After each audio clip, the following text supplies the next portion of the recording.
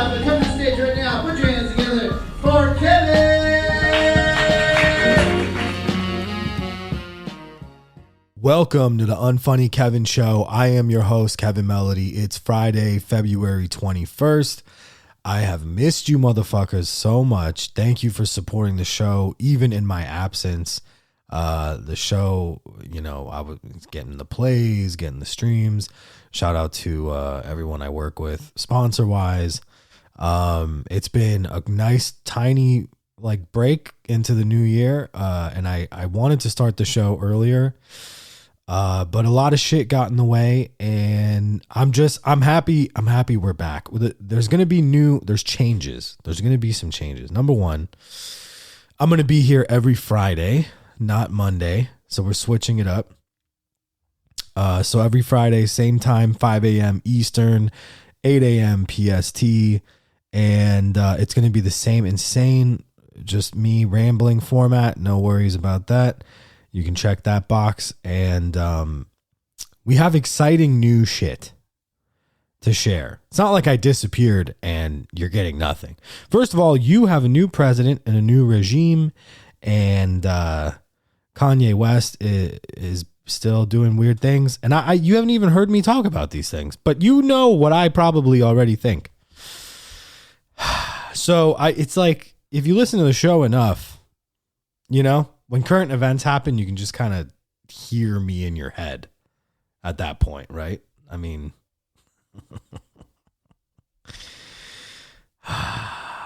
so we have a hotline. I'm really excited to share this. It will be in the description of the show, so don't text me asking for the hotline. I'd appreciate that. But yeah, very excited. I will share it. Basically, what you can do is you can call the show, and when you call in, it will allow you to leave a voicemail. That's right. So you can leave a voicemail.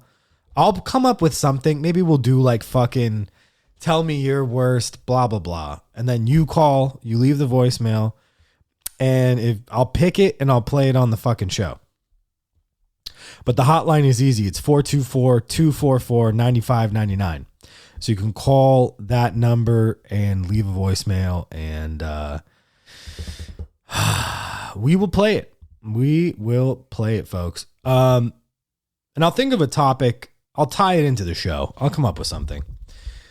So, okay. So here's the deal. So this year, I'm doing a lot more stand-up, and you got to come support the shows. I will be putting them on the website and on Instagram, UnfunnyKev, on Instagram, unfunnykevin.com, all the podcasts and the shows. And I'm really happy to say I did a show that went a lot better than you would think, after having not been able to get up for a while. And I was really happy that I did it. First of all, shout out to my friend Mark Lee. He's a very funny comedian. He has a podcast. You can follow him on Instagram at LarkMe. He's a great guy, and he's actually done this show before, and I've done his. He's had a bunch of podcasts. I've done his shows, and we've never gotten the chance to do stand-up together. We've always talked about it, but we've never gotten to do it. And out of the blue, I want to say like maybe a week before the show, like maybe it was like the first week of February, something like that. He hit me up and he was like, "Hey man, call me back. I have something to tell you." So I call him and he's like, "Listen," and I swear this is how I remember it. He might correct me if I'm wrong, but he just told me, he's like, "Look, I have this show and I got to book comedians, and comedians fucking suck," which is true. They are the worst. I mean, most of them, it's just, especially people that aren't funny, they're just awful, you know? Like if you got to do comedy and you do like an open mic, and you go to an open mic and it's just comedians in the crowd, no one will laugh.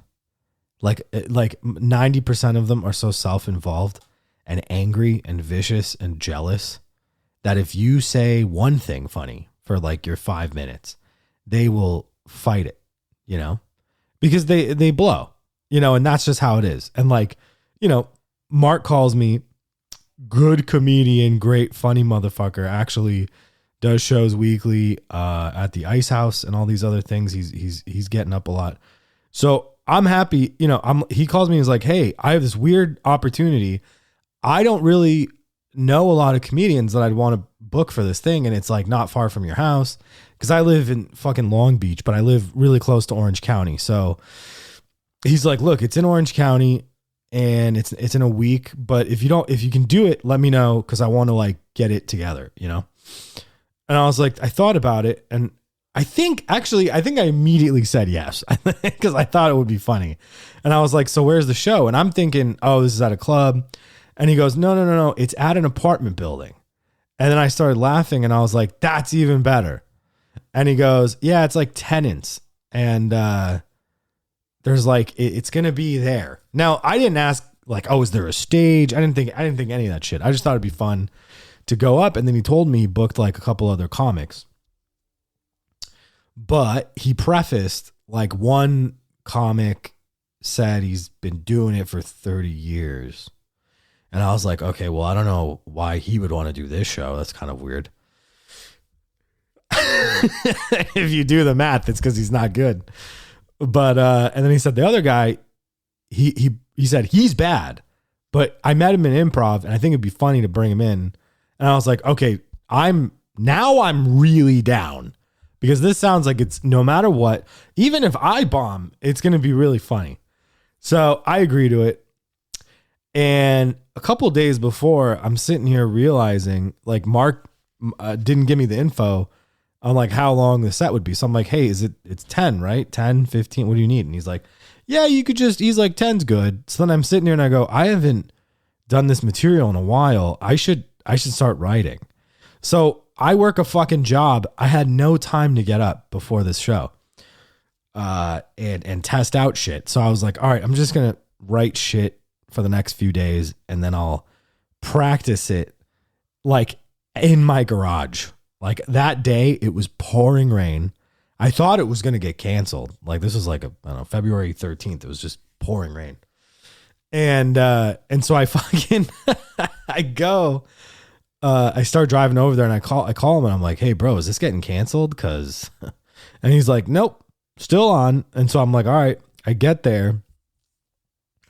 And I'm literally in the lobby of an apartment complex, and they take me up in this elevator, and we go to like the rec room, and there's like, it's blinding light.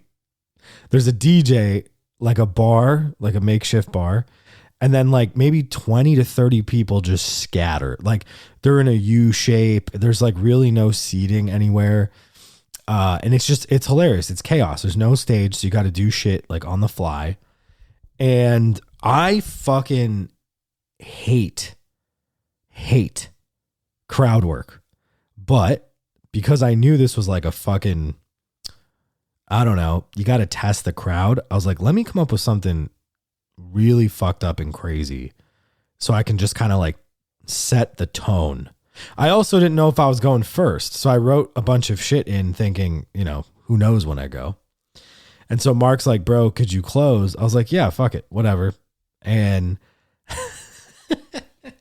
the dude that said he was a comedian for like 30 years, he had like this crazy wizard's beard, and he was a white guy. He looked like a white guy from Game of Thrones.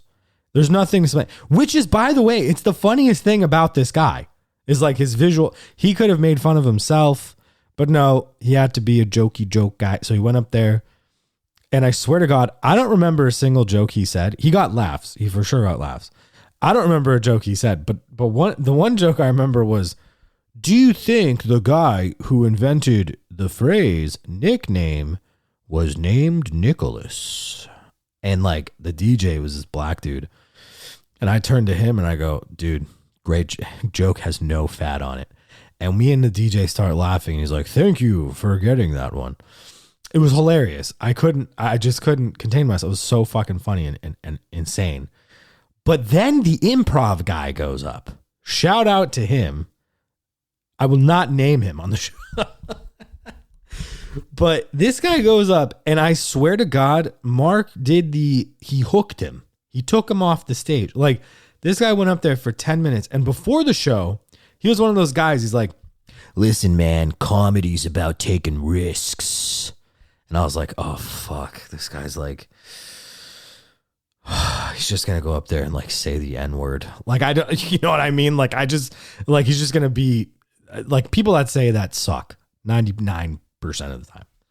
So I was like, yeah, man. And he's like, it's all about trying stuff. I intend to bomb. Like, he kept warning us that. And so I'm thinking these are either going to be like viciously fucked up, insane jokes that aren't funny, but they're just fucked up, or it's going to be shitty. Like, it's just going to be lukewarm.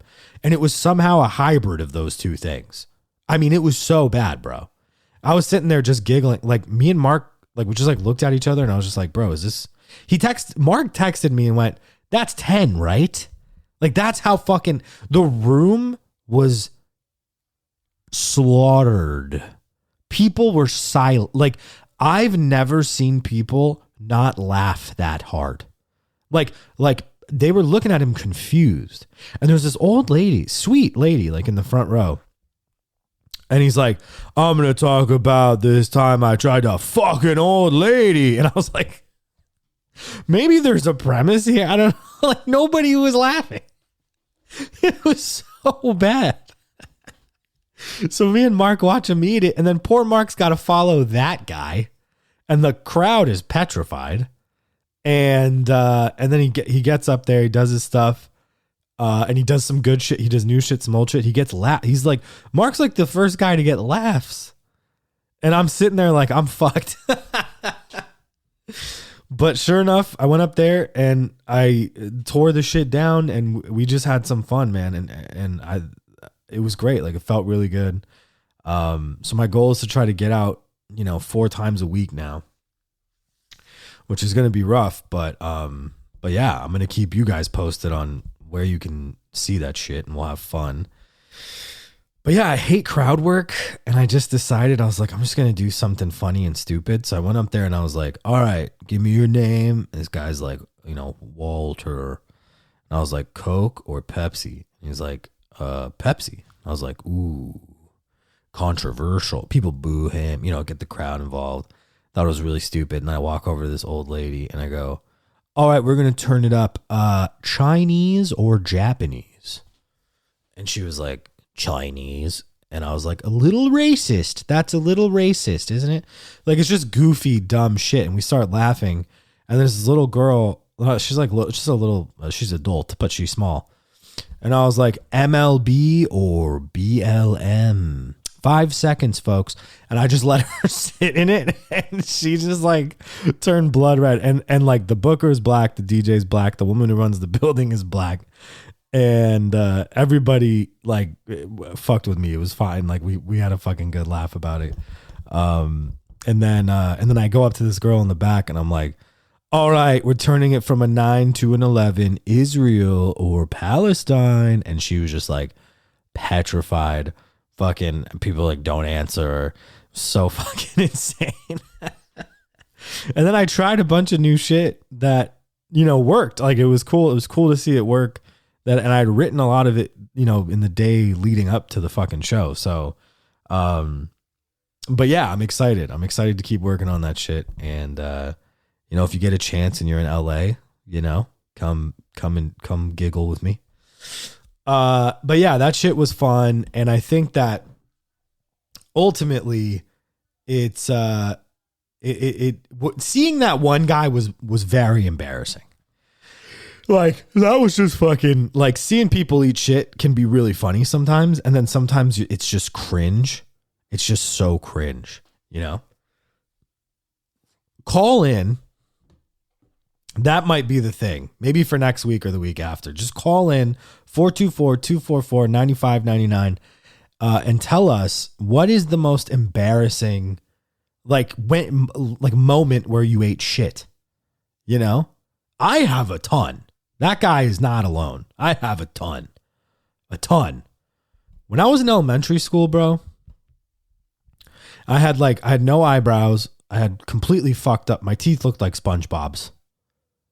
and I had a fucked up accent. And I just remember I've talked about it on the show, I think. Like, I went through puberty so young. I just had adult love for childish little women, which sounds insane to say out loud as a 32-year-old man. But I just felt like I loved so hard, and it was so embarrassing. Like, I remember this one girl, shout out to her. Her name was Netta. She's like one of my first girlfriends ever. I was in fucking like 5th grade, and Persian New Year came, and I got like a bunch of money, and I went to my mom. I think it was like $60 or something. I was like, Mom, Netta's birthday is coming up. It's a huge event. I got to buy her something. My mom's like, you're fucking 12. And I was like, I don't care. I got to do it. And she took me to Macy's, and I bought her like a necklace. And it wasn't like a cheap, like I spent all of my fucking Persian New Year, all of my Nowruz money on this necklace. And I wore crazy. This fit was nuts. It was like jeans, like just jean. I remember the fit. It was jeans, and then it was like a pair of like fake Shaq Dunks. So there's like Shaq Dunks you get from, or no, my bad. It was the Tim Duncan. It was the Tim Duncan shoes, but they were fake. They were from Payless, but they were like a knockoff. So I had like the jeans with the fake Tim Dunks, and then I had a FUBU like oversized shirt. This fit actually would go very hard today. I feel like it would go very hard. And I had a jean jacket, so it was like double denim. And then I had spiky hair. And I remember her best friend was this little white girl, Madison. And she was like, come to the fort. And she like took me into the fort. And I was like, is Madison going to fucking hook up or something? But she's just a baby, so it doesn't make sense. And she was like, did you get her anything? And I was like, yeah, I got her a necklace. And she was like, that's weird. And I was like, oh, fuck. And she was like, she's going to open it in front of everyone. And like, I was alone. It was me and like 19 girls. My mom took me, and there was a bunch of Persian ladies, and it was extremely embarrassing. It had to be one of the most insanely embarrassing. She opened up in front of everyone. Her brother's like mad dogging me. Her father's like mad dogging me. Everybody, all the Persian, I was like, oh my God, he is so cute. Wow. Oh, so cute. Little marriage boy. Are you going to marry her? What? Oh my God, so cute. All the little girls like, ew. It was so embarrassing. My brown skin turned red so fast. It was so embarrassing. But sometimes, man, it's funny. It builds character. Make mistakes. Embarrass yourself, fucko. It's good times. It is. It's great. All right, we're going to take a quick break, and we'll be right back. Folks, it's been a while, and right now you're dealing with a lot of stuff. Kanye West is a Nazi. Elon Musk is doing the Doge. Trump's getting rid of DEI. And you feel like you're going to DIE. But here's how you cure it. Oklahoma smokes, folks. Listen, go to itsoklahomas.com and stop playing with yourself here. Okay? Stop it. Stop with the fucking weed. I've been yelling about this for like 2 years. I'm sick of it. Stop with the weed. All right? Smoke the Oklahoma smokes. It's 100% California grown CBD. The highest quality with the cleanest papers.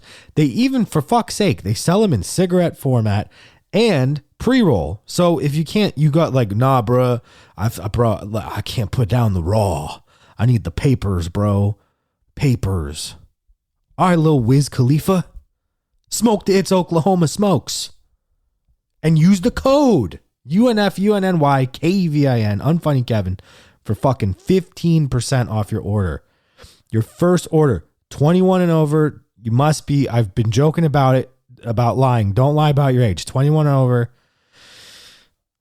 But low key, just go into your mother is nodding off from medical grade fentanyl. Just go into her purse, take the card, and use the code.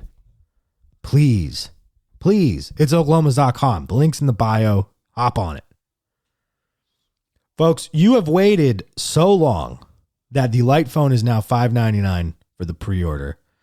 And you order now, you're getting your phone in April, bro. So why are you waiting? Go light. I'm sick of the notifications. Sick of not raising your children. Go light. Go to lightphone.com. We have the link in the bio. It has the link you have to click to help the show. You buy a light phone, you support the show. It's great. And I'm actually not beholden to it. I might be working with another company. But for now, support me with the light phone. Look, it has no web browser. It has no mail. It has no fucking, TikTok. All right? Enough with the spying. Enough. Use the link. I love you. All right, so hopping right back in. It's been a while, and I'm excited. I have clips and stories. Someone sent me some really good shit, so I'm excited to look at it with you. Okay, this is really funny. So we are going to play a game here. I'm going to play a clip. This is from some news site. And I'm going to let the clip play, and then we're going to guess the race. A woman has pleaded guilty to bestiality and possessing child abuse material after police discovered 153 explicit videos of her abusing her pet dog. 31-year-old Brianna Montgomery from Las Vegas was arrested last May after investigators traced illegal content to her phone. She initially denied wrongdoing, claiming her phone automatically downloaded the media. As a part of her plea deal, Montgomery will have to register as a sex offender and could face up to 7 years in prison when sentenced in May. Yeah, if you guessed white, 110%. Yeah. No, this lady is white and disturbed. And there's photos of her with the dog. I mean, it's just not the fuck photos. They don't show that in the news, but oh my God. What is happening? Jesus Christ. All right, let's see here. A teenage girl arrested for plotting a Valentine's Day mass shooting. Well, if you guessed translucently white with red hair, come on down. What the flying fuck? Nazis are led by Ye. Little white girls are doing mass shootings.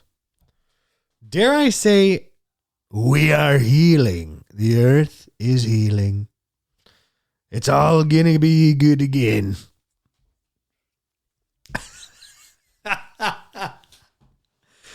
Whoo! All right, let's get into an article. This is a fun one. If you haven't seen it yet, this happened a week ago, I think. I don't know. I don't keep too close of an eye on this, but there's a rapper, Dank DeMoss. We're switching from white girls to black girls, and this is one of my favorite that I've ever seen.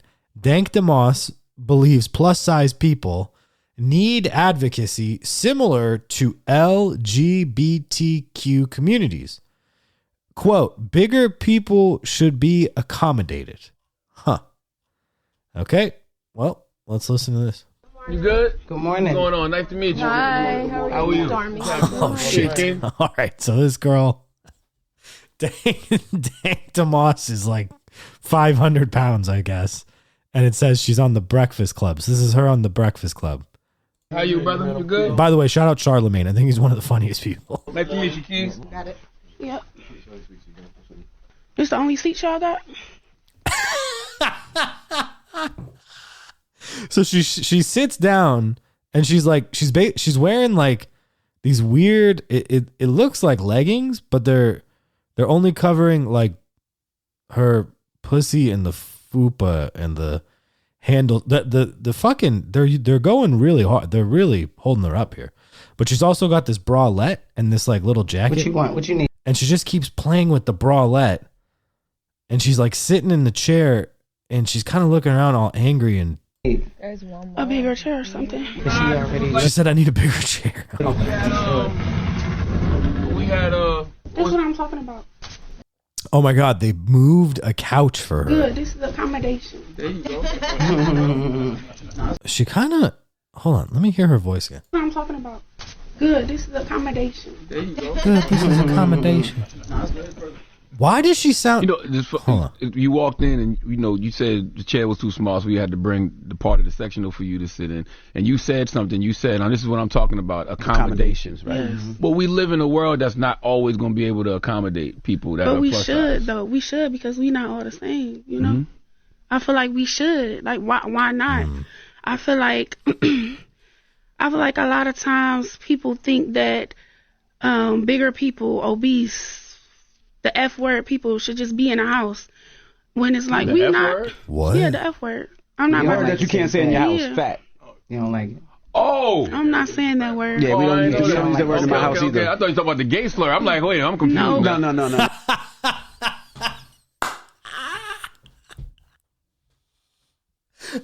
Wait a minute. She went on there. She said, "You can't say the F word." She sounds like when I remember a long time ago when I was a kid.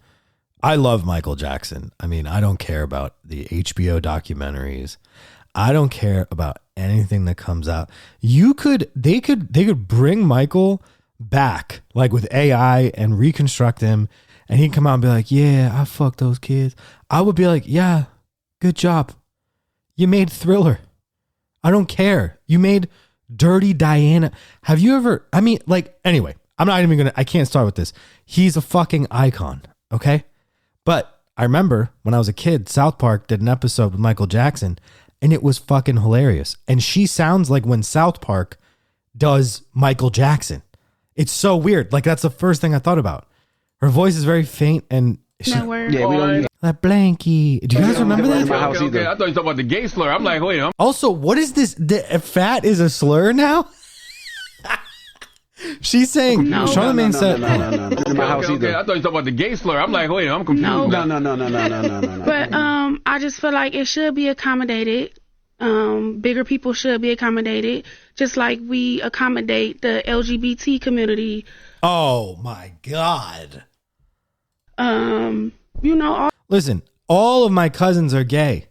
Even the ones that aren't gay, they're like on the border. This is nuts. How could you equate this? all those other communities. I just feel like we outside. If we inside, is get up. Why you in a house? You should be doing this. You should be doing that. When we outside, it's like, why you not in a house? Well, people Why are would you out say, here? okay, just. Who actually told you that? 'Cause, like, that's crazy. I I don't fucking love this lady. believe that. She comes on, she goes, Who's telling you can't be outside walking? I mean, that's how it is. We go outside and people looking at us crazy, like, we getting stared at for what? Because we big. Bro, you're getting stared at because of your outfit. It's not about your size. Your choice of clothes. She's wearing a bright orange. She looks like a pumpkin.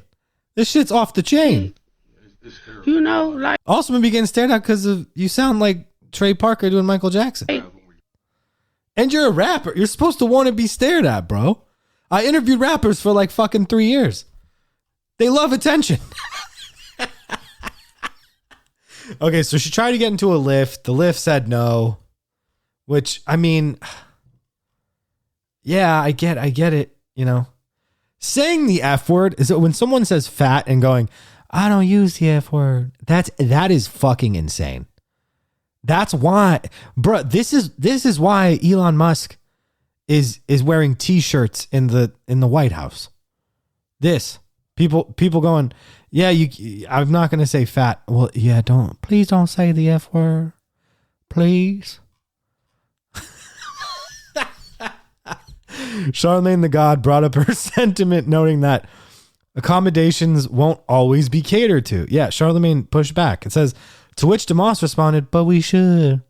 We not all the same." DeMoss explained during the conversation, "Why not? I feel like a lot of times people think bigger people can't use the F word." The rapper continued, "Bigger people should be accommodated like the LGBT community."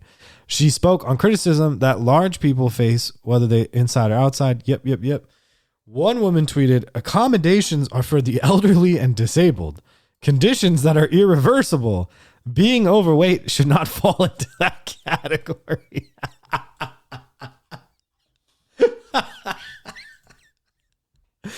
Boy, oh boy, it is going to be a great year for America. I can already tell. And at least you and me and all the new folks listening get to laugh. That's all we got. That's all we got. Operate from a place of love and not hate. Love this woman so much that you can laugh. Please don't hate her. Don't hate one another. Just laugh. Laugh at it. Let it out. UnfunnyKevin.com. Whoo. All right. UnfunnyKevin.com. UnfunnyKev on Instagram. Leave a comment on Apple Podcasts. It helps, please. Share with your friends. Come to a show. Email us at TheUnfunnyKevinShow@gmail.com. Send me your most embarrassing moment. I'd love to hear it. I think that'd be really funny. And you can call in on the fucking hotline and leave something for us. I would really love it. I'll share it on the show and break down your story. 424-244-9599. The Unfunny Kevin Show. Thank you guys. Have a great week, and I will talk to you next Friday. Praise fly, praise stove, praise both. I'm hope. Praise fly, praise the stove, praise both. I pray you see me hop about that rose, that's hope. I pray you see me hop out that Maybach, that's hope. Big chains on my neck, that's hope. Big ass bracelet on my wrist, that's hope. That's hope. Praise fly, praise stove, praise both. Praise us both. Praise fly, praise stove. This ain't new shit, bitch, we been getting big. This ain't new shit, bitch, we been getting bread. They said Slime was talking like this back when he was in the feds. This that big booty going up to see Uncle me and West, that kind of hope. A real bitch by your side, that's hope. Rough waters holding the boat, she gon' swim for us both. My eyes closed, I can still smell crack smoke. Eyes closed, I can still smell gun smoke. I still take heed to every plug quote that he said to me. Laughing about the lies that these sucker niggas fed to me. Before I had my run, that shit really looked like bread to me. Now what y'all call money, that shit ain't even no bread to me. I got the recipe. Last minute flights to places you would never see. I touched down, TSA coming to question me. Can I live? Hey yo, hit him close up, made his body slump. Plain Jane, rose gold, Donald Trump. Balenciaga, Oakley's on the Gotti run. Louis shots had me stumbling the hockey sign. Fiend hit the pipe and said, word is bomb.